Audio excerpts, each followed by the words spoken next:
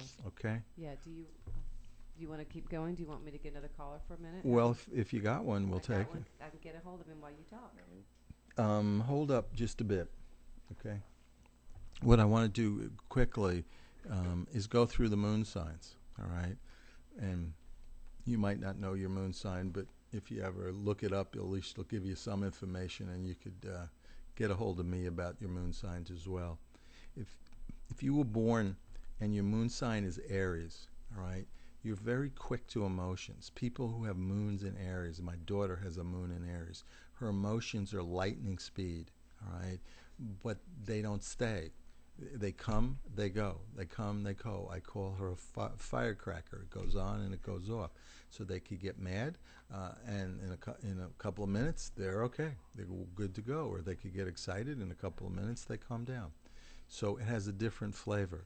Generally, with a moon in Aries, the mother worked. The mother was a worker.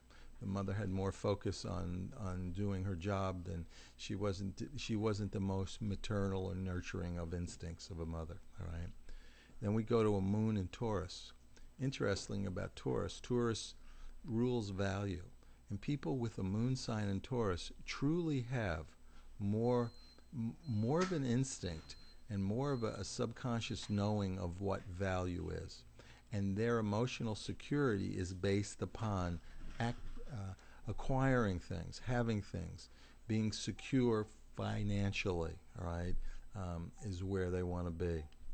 A moon in Gemini. A moon in Gemini really processes their emotion through their head, through their mind. All right. So just like I said earlier, if I ask you how you feel, all right, you go to your head. The person goes to the head. So the emotional quadrant in Gemini is very bright, very quick, and they feel emotionally secure by having knowledge and learning more and learning more. And also a moon in Gemini is generally a little bit difficult to pin down because the emotional security is based upon Gemini's freedom of movement.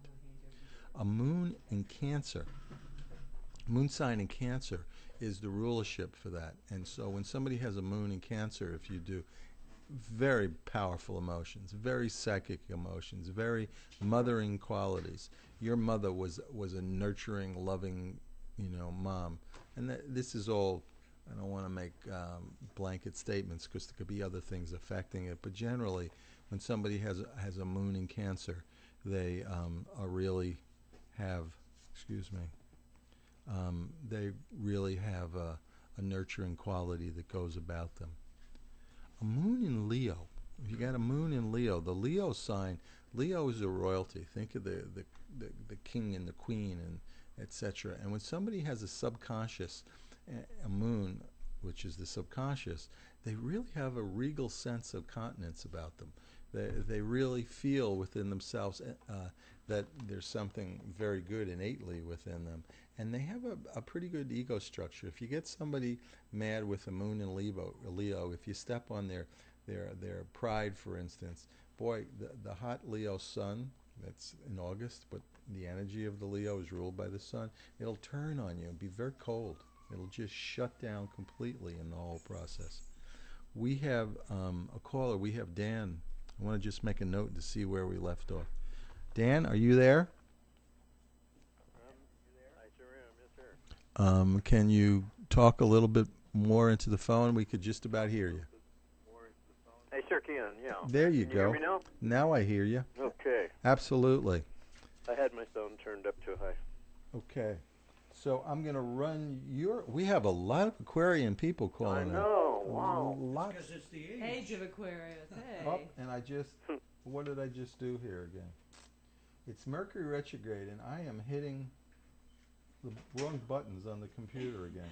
The whole day's been kind of like that. I'm laughing. Now I pulled it up. I saved this one, George. I got it. You do? I pulled it up. Boy, cool. I feel... Mercury retrograde is really we could say, oh, Mercury retrograde and laugh at it, but my God, it really... I know, my phone cut off 6 times a day, our cars, I'm just laughing. You were ready. Geek astrologer here, isn't he? He's able to get this computer working good. I'd be a geek. You all have such great shows. I'm really enjoying the heck out of it. Well, thank you. Thank you, thank you. Thank you to George. He is pretty cool, isn't he? Big time. We'll keep George. George, by the way, He doesn't know George, we're talking about him. He George left to get Lewis coffee. here is the founder and the brains behind the Spiritual Broadcast Network. Really? And, yes. Oh my gosh. And it's the Spiritual Broadcast Network is growing very, very fast. We're going to be in our own studio before we know it. The new studio, the largest studio, with it's going to be really good, and you're really going to see a lot of wonderful things going on. Yeah. I'm excited about that. That's great. We're excited too. Yeah. 17th. February 17th is a very potent day. Every person that I've ever met that had February 17th as a birthday, no matter what the year, was a very potent individual. And what I want to look at, I'm just pulling yours up now, and I want to see what your moon sign is, because that's what we're talking about. I'm a little scared to find out any of this. You know, Dan, I'm laughing because I dated a guy for 3.5 years in college named Dan who was born on February 17th. Is that right? And I had a business partner for years, and he was born on February 17th. Wow. And he was a dynamic guy, and Michael Jordan was born on February 17th. He was Leanne's old boyfriend. We all heard I'm not that. touching that. George, the Spiritual Broadcasting Network, just went off the air. That was a ghost of no. Okay. Dan, you have. Let me hold on a sec, Okay. because I want to get this. I want to work with the I shouldn't have computer. said that was good or bad. I didn't make a remark. What about, no? What Well, did I- I'm sitting there thinking if Michael Jordan had been his name, I certainly wouldn't be here right now. Maybe I would. Oh gosh. Just bear with me. I might be broadcasting from my home in Fiji. But Fiji. Is that what you said? yeah, I said I might be if the Michael Jordan we're discussing. I Right. might be broadcasting from my home in Fiji. Fiji's pretty. Yeah.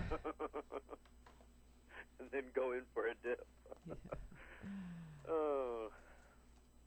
Well, we still might be broadcasting from Fiji. It's always helpful. You know, that's what I get for calling in too late. You didn't call in too late. You're perfect. You got a full 12 minutes. It looks like going here, or at least you can't have the whole 12 minutes, Dan. But 8 of them or Right. something. Okay, Dan, you have a moon in Taurus.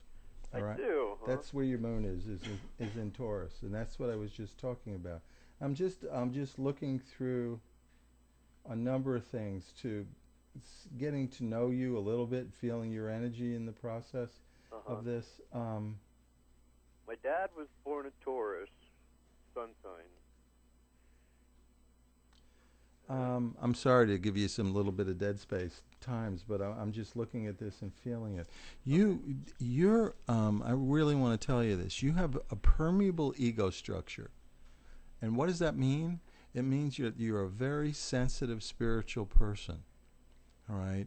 And you feel vibrations very acutely.